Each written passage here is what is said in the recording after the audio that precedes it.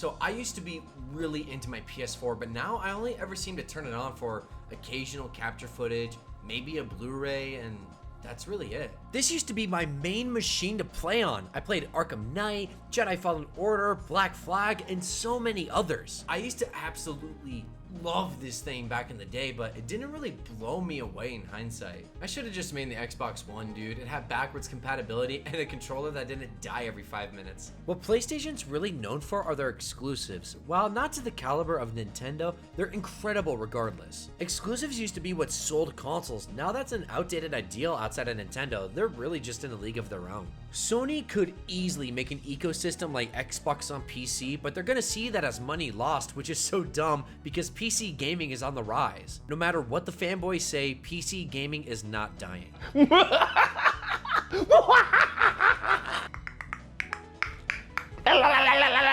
I should know, I mean, I am a PC gamer now. Let's say though that Sony does bring over their games to PC. What should they bring? All of their games. But Sony, so they're not gonna do that. But we could still imagine, right? So today we're gonna be talking about the Sony games that have to come to PC. I'm trying to focus on titles that are a little less known for the most part, and sprinkle in just a dash of popular games to test the water to see how the PC market is. I think if they do, they need to create their own launcher. Yeah, they're not getting the potential console sales, but they're more likely gonna make money off of the game sales and the subscriptions, and in turn get people to buy a PlayStation console in the future. People go from maining consoles to maining PCs, not the other way around. The PC community still buys consoles, of course, but it's meant to be more of a secondary device, not their primary machine. Plus, they'd get 100% of the sales by doing this instead of putting it on Steam. Honestly, I could see them doing that. Jim Ryan said that half of their games are going to be on PC and mobile by 2025. Apparently, there's a PS5 emulator in the works right now.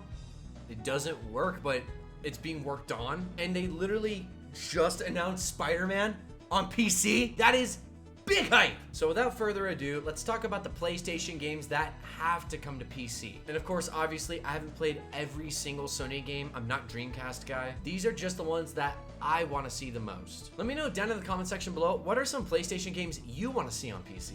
And just a quick side note, I really wanted to put Freestyle on this list, but I found out it's not an exclusive. But that game really needs to come back. I've caught you red-handed. That bazooka really brings out the color of your eyes. Ugh, talk about a dead franchise. Sly Cooper was a stylish, cel-shaded stealth game that flew under most people's radar. Only the most elite of gamers know this mugshot. The last entry was back in 2013 with Thieves in Time. It beat Crash Bandicoot with the time travel gimmick. Kind of a similar name too. And it got generally positive reviews, but then it fell off. 2021 rumors said that a sequel was in the works, but neither Sanzaru or Sucker Punch were the ones behind it. I heard those same rumors like 2 to 3 months ago, but still nothing yet. I don't understand why devs are so afraid of making a game that looks stylish like this. They all just go to die. Yeah, it's impressive that all of this brand new hardware runs games that look this good, but the games that are actually good are the ones that get a graphical style that one could only coin to as neat. I never grew up with other platformers on PlayStation like Jak and Daxter, Spyro, Crash, or even Ratchet & Clank, so this was the closest I got to those experiences. Sly Cooper is really one in a million, and it's just wasting away in Sony's vault. I don't see why it won't make a comeback. It has every right to. Foul beast! I will send you back to the depths of Hades! So this is one of the highest regarded franchises that PlayStation owns. It's like Sony's Kirby. They do look kind of similar. My first time playing this was with the 2016 title, way back in 2019 when it went on sale. Then I beat it during that big sick everyone got in 2020. My initial playthrough is how I feel every time I hear K-pop in public. I just don't get it. It's not like Kratos isn't known, but I think it's safe to assume not everyone's played the God of War games. On PS3, we had all 5 of the games compiled onto one disc. Then for some reason on the PS4, we only got God of War 3 by itself? What the f?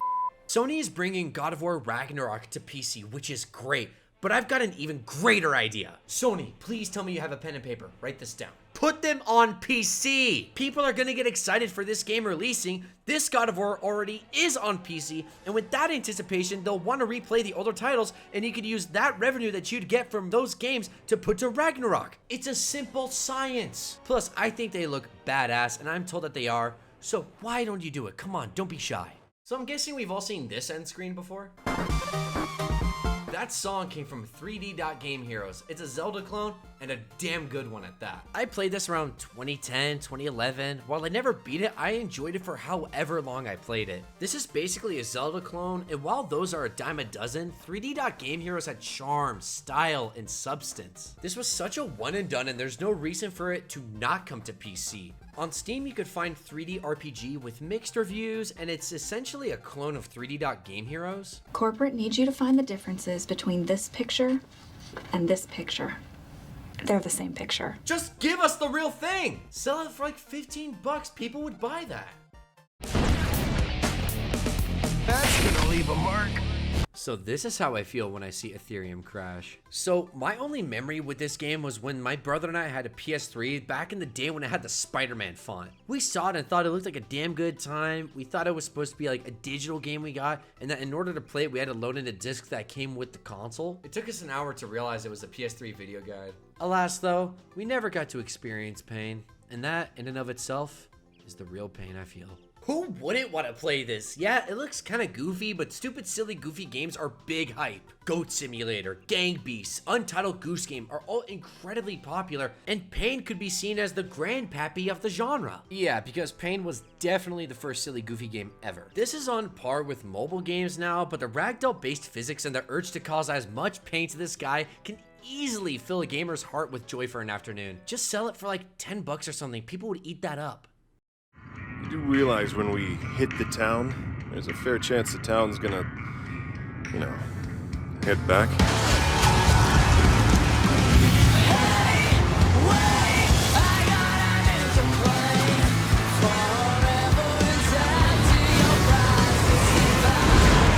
The original PlayStation superhero series. Go away, Spider-Man! Infamous was a pretty famous game back in the day. It didn't live up to its name. You first started off as a guy named Cole with lightning abilities, and this game was so edgy and moody. If you ever stepped foot into a Spencer's or a Hot Topic, you knew what this game was about. The cities in this game were really fun to traverse and explore. Nothing groundbreaking, but really entertaining. Then we got like a sequel spin-off called Second Son, bringing in a brand new character called Delson. He had powers of smoke, neon, concrete, and video? Yeah, I don't get it. These games are really cool, and now with the overabundance of Marvel everywhere, it could be seen as a breath of fresh air to have something like Infamous again. The best part about this series were the choices that you made and how they affected the game. You could be your city's savior or your city's Satan. It also made people replay these games countless times. My brother and I would always play them, and one of us would choose to be all good and the other would choose to be all bad. We first did this with Web of Shadows, and it built so much hype around these games for us.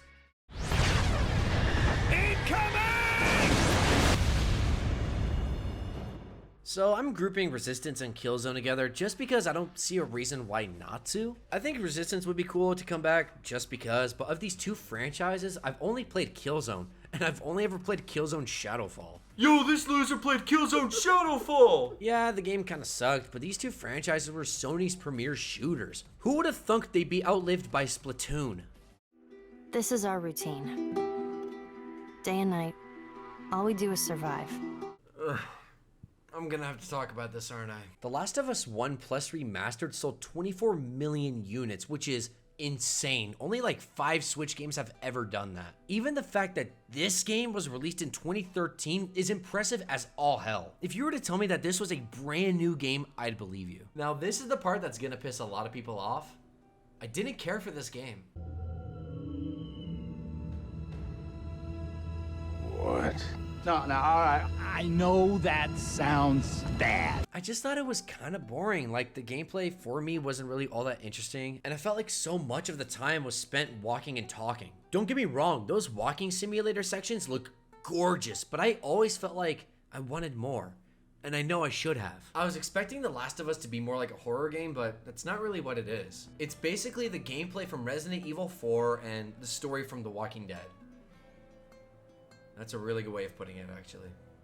I don't know if anyone else has. I don't know. I could be totally wrong, but I have no desire to replay this. I finished playing The Last of Us during quarantine 2 years ago, and that really helped sell the tone and atmosphere for me, and I know that same feeling could never be recreated again. And just an editor's note, PlayStation actually announced this game is coming to PS5 and PC as The Last of Us Part 1 Remastered. I think a simple port would have been just fine. I don't think it needs a remaster, and I think my other points still stand. Sony has this completely untapped market that they could easily take advantage of. Imagine having all of your trophies, your friends, your digital games from your PlayStation all on your PC.